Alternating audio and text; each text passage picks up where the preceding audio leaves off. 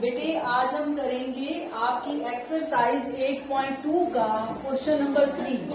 ठीक है, question number 3 में हमें क्या स्टेटमेंट दी हुई है, टेंजेंट a प्लस बी क्या दिया हुआ है √3 और टेंजेंट a माइनस बी क्या दिया हुआ है 1/2। ठीक है, हमने निकालना क्या है, a और b का मान निकालना है। देखो ये जो इसकी लेफ्ट साइड है ये टेंजेंट में, ठीक है। जब ऐसे क्वेश्चन आते हैं बेटा तो आपने जो राइट साइड की वैल्यूज होती है, राइट साइड वाली वैल्यूज को भी आपने कहाँ देखना है, टेंजेंट। ठीक है, आपको ट्रिग्नोमेट्रिक टेबल करवाई थी ना, उसमें आप टेंजेंट के सामने देखो कि √3 कहाँ आता है, हाँ 60 डिग्री पर। ठीक है, तो √3 को मैं टेंजेंट 60 डिग्री लिख सकती हूँ ना, टेंजेंट 60 डिग्री। और सेकंड में देखो टेंजेंट a माइनस बी। अब टेंजेंट की लाइन में 1/√3 देखो, तो इसको मैं लिख सकती हूँ टेंजेंट 30। ठीक है, अब दोनों इक्वेशंस में देखो दोनों तरफ टेंजेंट हो गया।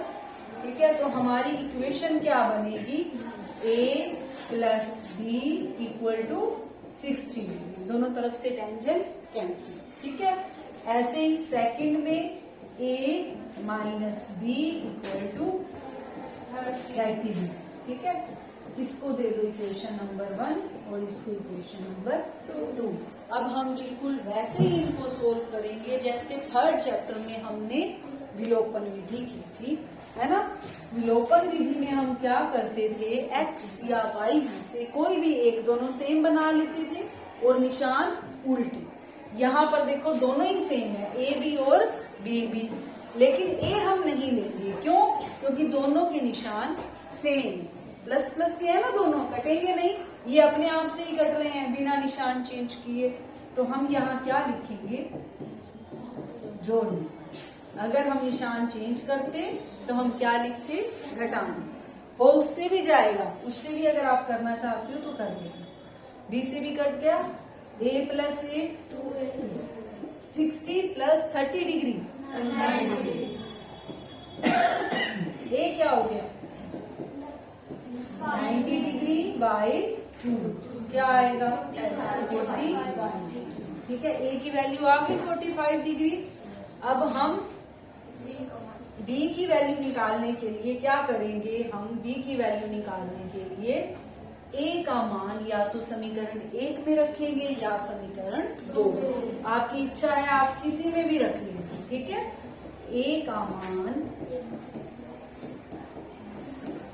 समीकरण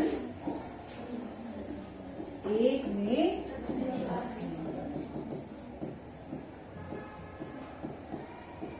अब a का मान कितना है, 45 डिग्री, यहाँ लिख दो 45 डिग्री।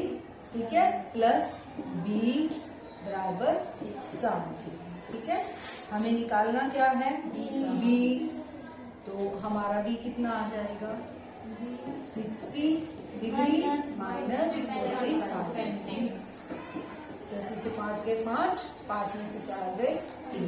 ठीक है, तो a हमारा हो गया 45 डिग्री और b हो गया 15 डिग्री। ये हमारा आंसर। ठीक है, आप इसको चेक करना चाहो तो आप इसको चेक कैसे करोगे, आपने जो हमें इक्वेशंस दी हुई है ये दो, इसमें पुट करके देखो a और b की वैल्यूज। a क्या है 45, b क्या है 15। 45 प्लस 15 होता है 60। ठीक है, 45 माइनस 15 होता है 30। ठीक है, तो आप अपनी वैल्यूज को चेक भी कर सकते हैं। ठीक है बेटा, अगर आपका ये नहीं आता 60 और 30, इट मीन्स आपकी वैल्यूज गलत ही है, तो आप अपने क्वेश्चन को चेक कर सकते हो कि मेरा क्वेश्चन ठीक है या गलत। ठीक है बेटा, इसी क्वेश्चन की तरह आपका एग्जाम्पल 8 है। ठीक है, ये आपको करवा रही हूँ क्योंकि ये भी उतना ही इम्पोर्टेंट है, इन दोनों में से एक मोस्टली आता है एग्जाम में। यहाँ पर बेटा साइन a माइनस बी है। ठीक है, अब लेफ्ट साइड में आपका क्या है, साइन, तो आप 1/2 किसकी लाइन में देखोगे, साइन की वैल्यूज में देखो ट्रिग्नोमेट्रिक टेबल में 1/2 कहाँ होता है? 30 पर 30 पर होता है ना। तो मैं 1/2 को क्या लिख सकती हूँ? 30 डिग्री नहीं, साइन 30 डिग्री है ना। और ऐसे ही अब कोस की लाइन में 60 पर, तो 1/2 को हम क्या लिख सकते हैं? कोस। ठीक है, दोनों तरफ साइन होना चाहिए, दोनों तरफ कोस होना चाहिए, या दोनों तरफ टेंजेंट होना चाहिए। ठीक है, जो लेफ्ट साइड ट्रिग्नोमेट्रिक फंक्शन होगा वही राइट साइड। ठीक है, अरे अभी से क्यों दे दिया? अभी नहीं देना इसको, अभी पहले हम इसको दोनों तरफ से चला गया साइन। ठीक है, क्या बचा? a minus b equal to 30।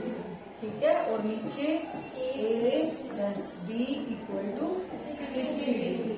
ठीक है, क्या करें? जोड़े या घटाएं? जोड़ दें, जोड़ने से आसानी हो जाएगी। जोड़ने पर ठीक है, बी से b cancel, a plus a 2a equal to 90। a 90/2 कितना हो जाएगा? 45। a की value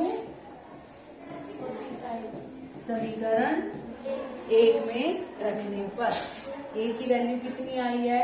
45 degree minus b equal to 30। b को पॉजिटिव बनाने के लिए मैं b को उस तरफ ले जाती हूँ। पिछले क्वेश्चन में नहीं ले गई थी ना, क्यों? क्योंकि वो प्लस था, है ना। इसको मैं पॉजिटिव बनाने के लिए राइट साइड ले आई, और 45 यहीं और 30 को इस तरफ, तो ये माइनस का हुआ।